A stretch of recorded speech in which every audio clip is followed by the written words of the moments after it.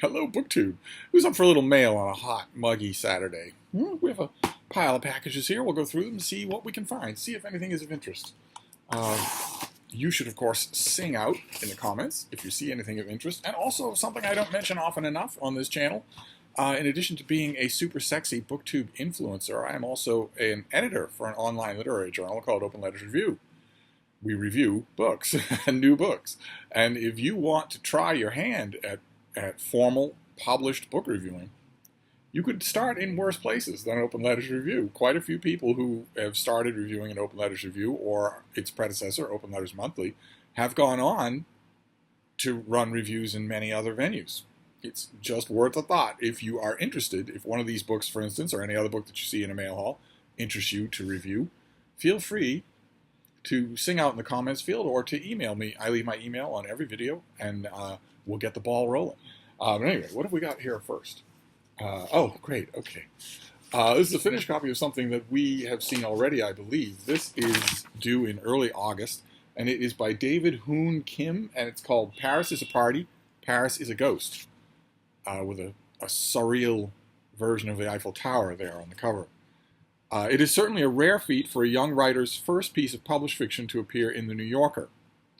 But it was in the magazine's 2007 fiction issue that readers encountered Sweetheart Sorrow, a dreamlike, eccentric, spooky, mordantly funny, and virtuosically crafted first story by a young, unknown, and unaged writer, David Hoon Kim. It had been pulled from the magazine's slush pile, and if you read it at the time, there's a good chance certain images from it are still swimming around in your brain somewhere. This story was only the beginning of a long gestating novel that is every bit as uncanny and sui generis as that story's fans could have hoped for. And this is that novel. So what is this about? Heinrich Blattand is a translator living in Paris. He was born in Japan and raised in Denmark, where his adoptive parents raised him in a home without mirrors. As a student in France, he falls in with a group of expats from Korea living their own version of bohemian cynicism and enthusiasm. The first Asians Henrik has ever befriended who aren't adopted. One day, at the university's residence hall, he meets a mysterious student named Fumiko who comes to France after a nervous breakdown in her native Japan. After falling in love with Henrik, who can't help but remind her of the environment she had fled, she locks herself in her room and refuses to come out. Is it because of Henrik? Has his presence somehow caused her to unravel? Okay, so what do we know about the author? The author is apparently very upset at having a new novel out. A Korean-born American educated in France who took his first creative writing workshop at the Sorbonne before attending the Iowa Writers' Workshop and Fine Arts Work Center in Provincetown. He writes in English and in French, and this has colorful end pages there. All right, well, new fiction comes out soon, early August. Early August is right around the corner. So I need to get to it. Many questions about that origin story. That pub sheet gives an origin story in addition to a summary of the book. Struggling unknown author, a story pulled out of the slush pile of the New Yorker, shows up in the fiction issue 2007. Everybody loves it. Starts a meteoric rise in a career. Okay, well, that's an origin story. I don't know that I believe it. I'm not 100% sure that I believe it. But one way or another, the proof isn't in the origin story, true or false. The proof will be in the book, right? The proof will be in the quality of the prose. That origin story would work just fine for me if I thought there was even one single chance out of literally 1 billion chances. 1 in 1 billion. 1 grain of sand on the beach. If there was even 1 in 1 billion chance that origin story would ever apply to a story that was pulled out of a slush pile and happened to be by a cishet white male American, then I might believe that origin story, but I don't think there's any chance of that. Not in 1 in 1 billion, not in 1 in 200 billion. I don't believe there's any chance that would happen. If such a story by a person who is not favored by the current racism that is rampant in the West, if such a person's story had been pulled from a slush pile and they weren't favored by that racism, it would have been quietly put back in the slush pile. The fact that a European-trained, non-American author had a story pulled from that slush pile leads me to think the origin story has been goosed a little. But one way or another, like for instance, I mean, if that origin story if we were supposed to take that at face value, completely at face value, then this story could have been pulled out of that slush pile in 1950, in 1970, in the mid-1980s, when the progressive stack was not firmly in place. I don't believe it would have happened.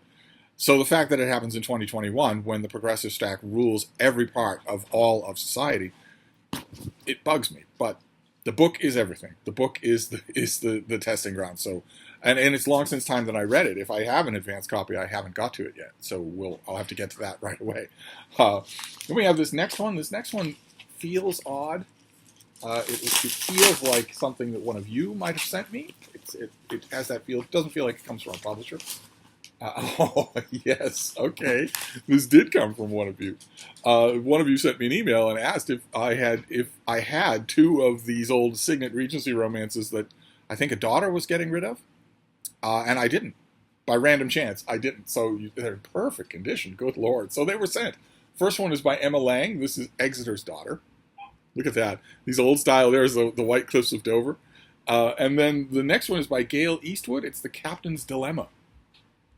Looks like they're sitting on straw in a barn somewhere. These are these old style Signet Regency romances I just love. They are my favorite sweet treat, my favorite palate cleanser reading experience.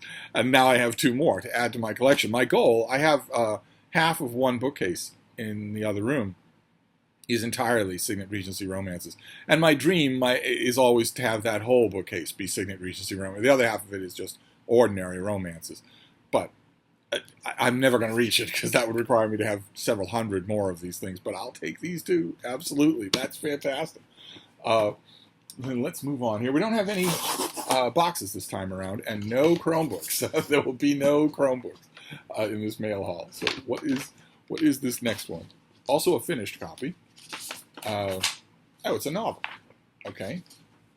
Let's see here. This comes out also in August. This is by Joanna Schaffhausen, and it's called Gone for Good. Looks like a thriller. It introduces Detective Annalisa Vega, and the pub sheet mentions that it's the first in a new series. This author has blessed her readers over the years with her enthralling, award-winning Ellery Hathaway series. Have any of you read any Ellery Hathaway novels? Her writing is poignant and gripping, and in every story she writes, she proves that she knows the genre beautifully. And now we have a new book coming out in early August featuring Detective Annalisa Vega, a multifaceted, exciting character that readers are going to fall in love with. Let's see, what is the book about? The lovelorn killer murdered 7 women, ritually binding them and leaving them for dead before penning them gruesome love letters in the local newspapers. Then he disappeared, and after 20 years with no trace of him, many believe that he's gone for good. Not Grace Harper. A grocery store manager by day, at night Grace uses her snooping skills as part of an amateur sleuth group. She believes the lovelorn killer is still living in the same neighborhoods that he haunted in, and that if she can figure out how he selected his victims, she will have the key to his identity. Detective Annalisa Vega loves someone she lost to the killer. Now she's at the murder scene with the worst kind of deja vu.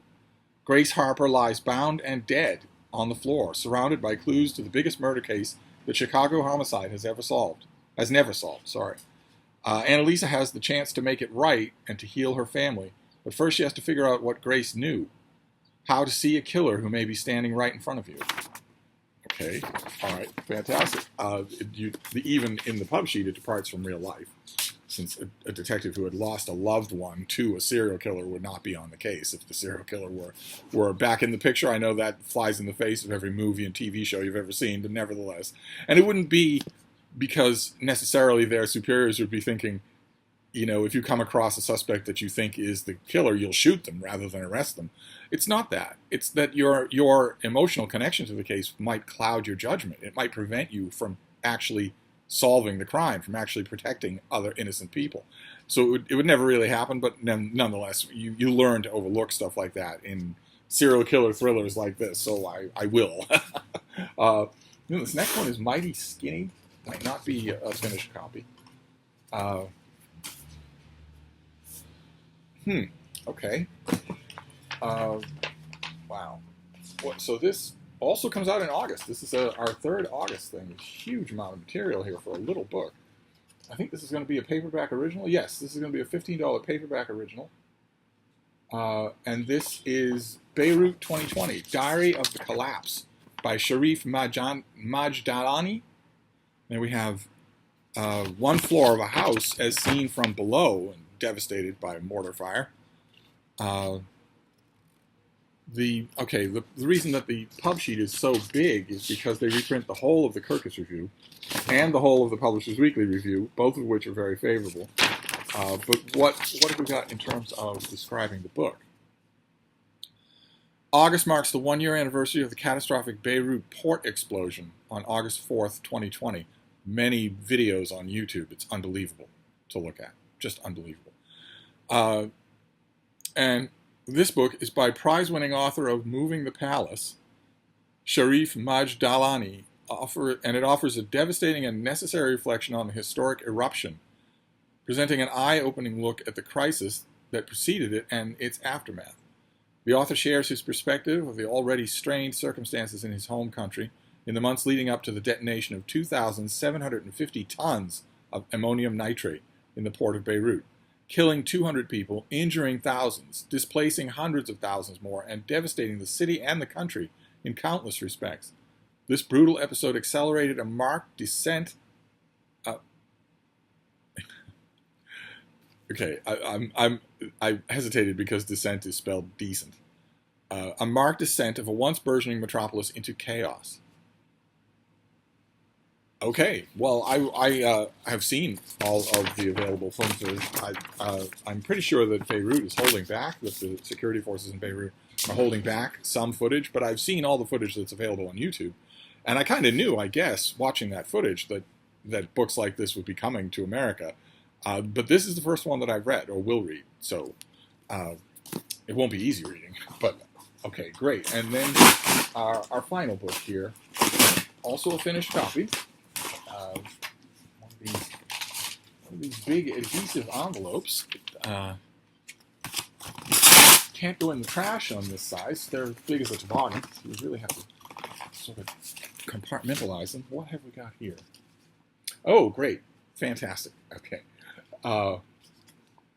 Okay, no publicity sheet here, but this really intrigued me. This is by Rebecca Donner, and it is called All the Frequent Troubles of Our Days. And the subtitle is The True Story of the American Woman at the Heart of the German Resistance to Hitler. And then this is an August release, I believe. Let's see here. Born and raised in Milwaukee, Mildred Harnack was 26 when she enrolled in a PhD program in Germany and witnessed the meteoric rise of the Nazi Party. In 1932, she began holding secret meetings in her apartment, a small band of political activists that by 1940 had grown into the largest underground resistance group in Berlin. She recruited working-class Germans into the resistance, helped Jews to escape, plotted acts of sabotage, and collaborated in writing leaflets that denounced Hitler and called for revolution. Her co-conspirators circulated throughout Berlin under the cover of night, slipping the leaflets into mailboxes, public restrooms, phone booths. When the first shots of the Second World War were fired, she became a spy, couriering top-secret intelligence to the Allies. On the eve of her escape to Sweden, she was ambushed by the Gestapo. At a Nazi military court, a panel of 5 judges sentenced her to 6 years in prison camp, but Hitler overruled the decision and ordered her execution. On February 16, 1943, she was strapped to a guillotine and beheaded. Historians identify Mildred Harnack as the only American in the leadership of the German resistance, yet her remarkable story has remained almost unknown until now. Good Lord. Okay. Didn't know that part about the guillotine. And of course, since this was the Nazis, you know that it was documented. So now, a part of me, obviously, I guess maybe too close to remembering the Beirut explosion, a part of me now wants to know whether or not that moment was filmed or photographed. And I'm almost afraid to look at the photos that will be in this book. There's Mildred. Face of pure courage. Pure courage. Not sure that I want to go all the way to the end. Okay, no, there's no photograph. And maybe there is one, but it's not in this book. Fantastic. So who is Rebecca Donner? That is our author. Her essays, reportage, and reviews have appeared in numerous publications, including the New York Times and Book Forum. And this is her third book. Okay, sounds fantastic. I have the finished copy, so I will get to it. I'm pretty sure this is an August release, so I'll get to this right away. A lot of these things I'll get to right away. So that's our boiling hot mail haul for today, including some things I really want to get to. So we have all the frequent troubles of our days. The only woman at the leadership of the German resistance to Hitler. Then we have Beirut 2020, Diary of the Collapse. We have Gone for Good, the first installment in a new police procedural thriller series. We have Paris is a Party, Paris is a Ghost by David Hoon Kim, the book that was generated from the celebrated short story.